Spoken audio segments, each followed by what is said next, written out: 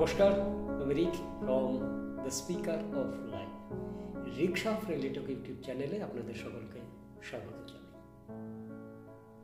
2025-এর শুভারম্ভে পুরানো ভিত্তিতে নতুন সৃষ্টির উল্লাসে এই সিরিজে আজকে আপনাদের সামনে আমাদের রাজ্যের এক ভয়াবহ যে 2024-এ যে কাণ্ড ঘটে গেছে, যে একটা ন্যাক্কারজনক, যে সব থেকে জঘন্য যা এমন একটা ঘটনা, যে ঘটনা সারা পৃথিবীকে আন্দোলিত করেছে, যে ঘটনা সমস্ত মানুষকে একেবারে পীড়িত,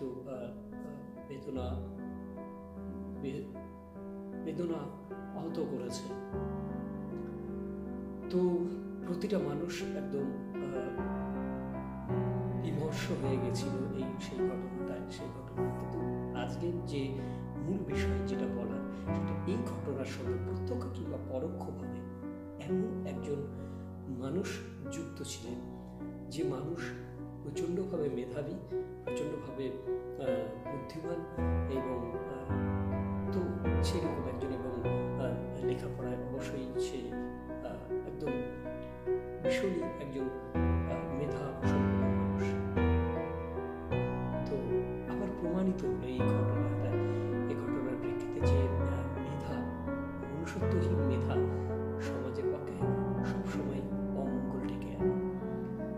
তো সেটাই ব্যাপার, যে মনুষ্যত্বের চর্চা করা তো করতেই হবে, মেধার সাথে সাথে মেধা অবশ্যই সেটা যদি মনুষ্যত্ব করে জুড়ে দিয়ে মেধার চর্চা হয়, কিংবা মেধার চর্চার সাথে মনুষ্যত্বের চর্চা হয়, তাহলে সমাজের পক্ষে।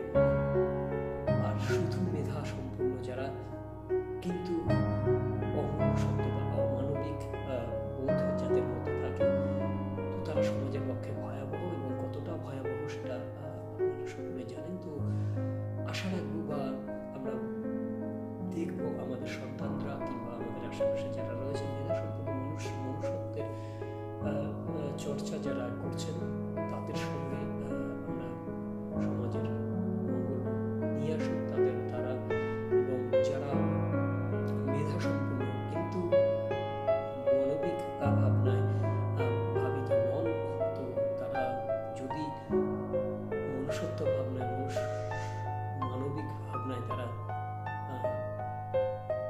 আশা রাখবো, বা